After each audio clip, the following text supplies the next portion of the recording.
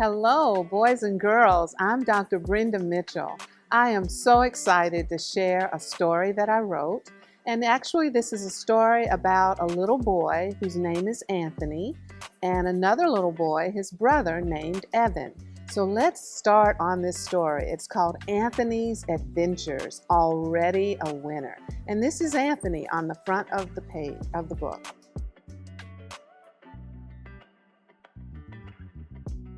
So here's how we start this story. Okay, here comes the sun, Anthony thought as he slowly turned over in his bed. The sunshine peeked through the window shades of his room, and it felt warm. It was as if the sun had fingers and they were trying to open the shades and the window. The sunlight, although it was beautiful, was not his friend. He was a boy with albinism. Albinism and sunshine don't blend. He and the sun were not good friends. He knew that sunlight made the flowers and trees to grow, but if he went outside without his sunscreen, the sun would burn his skin and hurt his eyes. He looked at the bottle of sunscreen on his dresser and remembered his sunglasses on the table by the front door. He knew he had to use both before he went outside. I'm not going today. I don't feel like fighting Brandon for a seat on the bus or dealing with other schoolmates who ask me a million questions like, why do you look that way? Why do you wear sunglasses outside? Are you black or white? Why are you putting on sunscreen? There's always drama, and I don't want any part of it. That stuff makes me sad because I like going to school and making good grades. Come on, Anthony. We have to eat breakfast and catch the bus, said his brother Evan. This is Evan, and there's Anthony. Evan, while throwing a pillow at him playfully, he was already dressed and ready to go. Anthony got up and put on his school uniform, combed his hair, and rubbed on sunscreen. He looked in the mirror and shrugged his shoulders because he did not want to go. Have you ever not wanted to go to school? There are various reasons that sometimes we just don't want to go to school. But he got dressed, and both boys hugged and kissed their mom as they were preparing to go to school to catch the bus out front. And you can see Anthony's glasses, his hat, and his sunscreen on the table. He still wasn't wanting to go, but he decided he would go. His brother Evan was so excited, ran outside, got on the school bus, ready to meet his friends, and then Anthony followed behind. Anthony didn't want to go because, as he said, this boy on the school bus named Brandon always teased other kids and did not treat them nicely. So Anthony gets on the bus, and there he had to confront Brandon. There was only one seat left on the bus for him to sit, and there's Brandon with his book bag all over the other seat. So he came trembling and said, "May I sit down?" And Brandon didn't want any part of him sitting there. And therefore Brandon, you see how he has his hands folded? No, Brandon would not allow him to sit. His brother Evan saw all this going on, and so did the other children. He walks over to Brandon, and Brandon had to then move because the bus driver said, "You must move so that the children can sit and we can get to school." And now we see Anthony and his brother Evan sitting together on the school bus, and Brandon had to find another seat on the bus. And therefore, Anthony was not very happy. He was actually feeling sad, and he wished he could be home again playing with his Legos, because this was very traumatic for him to have his younger brother take up for him on the school bus as opposed to him being able to stand up to Brandon. Even after Anthony got to school, he was still very distracted by everything that happened on the school bus. He was feeling sad and feeling like he wished he could be brave and strong, and he didn't understand why he couldn't stand up to Brandon, but his brother Evan was able to do so. And it just made Anthony feel really bad. So when they got home from school that day, Anthony was so upset he really wanted to cry. He ran up to his room. His mom greeted him, but he just ran past his mom And he just didn't want to talk because he knew his mom would say, "How was your day at school today? What happened?" And he just was not feeling like talking about it. So he ran to his room, he buried his face in his pillow, and just the tears started to flow. Poor Anthony felt so bad about himself and what happened that day at school. He didn't even want to talk to his brother Evan. So his mother left him alone, and Anthony went on to his room. After he started crying for a while, then he went and he heard a noise in his room, and he went over near the mirror, and oh my goodness, after he cleared his eyes, because he did have a visual limitation, but he kept wiping the tears away thinking, am I actually seeing someone in the mirror? And this voice came out of the mirror, and the voice said to him, I'm going to read this part. "I'm in the mirror right in front of you," said the voice. "So I'm going to ask you again, are you tired of crying yet?" As he stared at the mirror, it seemed like his eyesight was very clear, but he kept blinking his eyes to make sure he was seeing what he was seeing. "Yeah, you're seeing right. It's me in the mirror," the voice said. Anthony slowly moved closer to the mirror to take a closer look. He was secretly hoping that Evan didn't come into his room. He didn't want his brother to think that he was losing it. As Anthony stared in the mirror, he saw bright flashes of color. He squinted his eyes to focus just to make sure he wasn't seeing things. "Look, I know you can see me, so you can stop the squinting, because you don't need to do that. Now that I finally got your attention, everything with me should be very clear, even your vision. I'm here in living color, and I got lots to say to you, so stop staring and just listen." Anthony could barely believe what he was seeing, but what he was seeing was real. As he looked in the mirror, he realized that he didn't need to squint. He could see this figure in bright, clear, living color. He was just as surprised as his clear eyesight as he was about the strange person talking to him in his mirror. Can you imagine this? A strange person looking at you in the mirror? Or was it a strange person? "Listen, man, you can't go on like this. So I thought I'd step in because you need some help." "You need help, don't you?" he asked Anthony. And Anthony was stunned, but he still nodded his head in agreement. "I know everything about you. I know every thought and every feeling. You know why? Because I am you." Oh my goodness. Take a look at us. We have the same hair. We have the same arms and hands. We have the same ears, and you have the same voice. Can't you hear it? We are the same. Only thing different is that I know I'm super.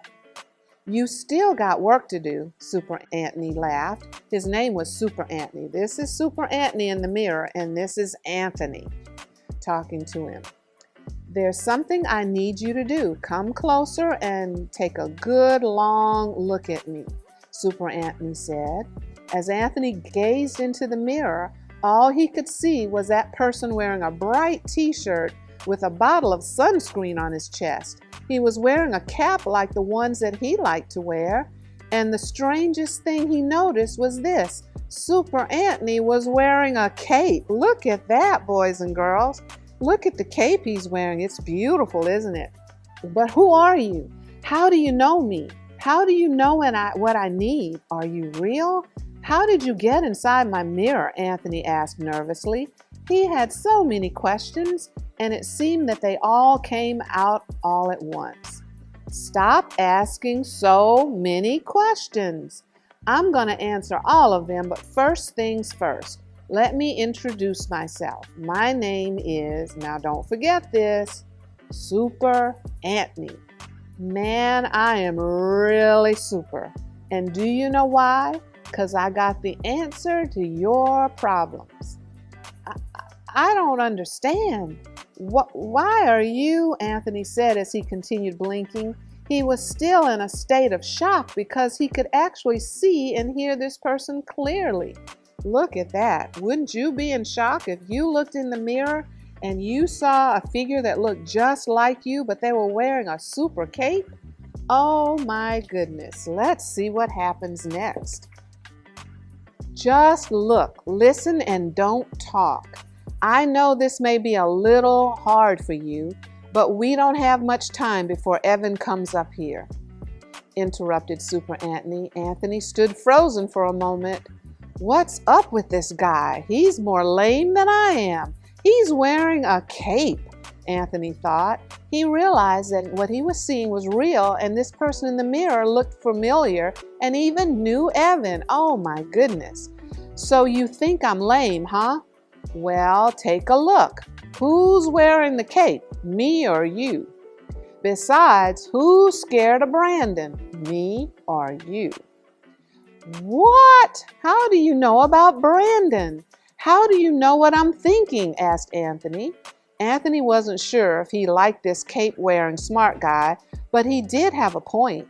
As he stared in the mirror at Super Anthony, he could see that they did look a lot alike, except this Super Anthony guy talked more than he did. He did not like that Super Anthony was laughing at him. Are you ready to talk now and see how we can work together to help you with this Brandon situation? Hey, if you don't like me laughing at you, then you need to listen up. We don't have all day, Super Anthony said. All right. Yep, that's right. It's time you stood up to this guy. I tell you that at once you stand up to him, no one else on the bus will bother you. But that is all up to you. I can help you if you will listen. All right. So now Evan walks into the room and he sees Anthony looking in the mirror. And he's wondering what on earth is going on. But Evan can't see the image that Anthony sees in the mirror. Only Anthony can see that image in the mirror. But what did Super Anthony tell him? What was his strategy to deal with Brandon? He said, you need to realize that you can't lose because you're already a winner. He said, repeat after me. I can't lose because I'm already a winner. Anthony said with a voice louder than he'd ever heard before. The more he said it, the more powerful he felt. I can't lose because I'm already a winner. He just rejoiced as he was saying that. So he started thinking of himself in a different way. He started realizing he was a winner and he could not lose. He did not need to be afraid of Brandon. So that night, as he was getting ready for bed, he and his brother Evan were looking in the mirror, brushing their teeth, and that's when he appreciated his brother. He said, I'm so glad you stood up for me on the bus, but you won't need to do it tomorrow. You watch and see. So he was excited. He had a new way of looking at himself. And the next morning, look at this. Anthony got up and he was ready to go, and he startled his brother like, wake up, brother, we've got to go to school. And normally it's Evan waking up Anthony, but everything had reversed now that Anthony was feeling good about himself. And he thought about his superhero that he saw in the mirror. So he got ready for school and he was ready to go. So he envisioned himself wearing that super cape. Have you ever been afraid of someone or something? Think about it for a minute. And if you have, then you know what? You have two choices.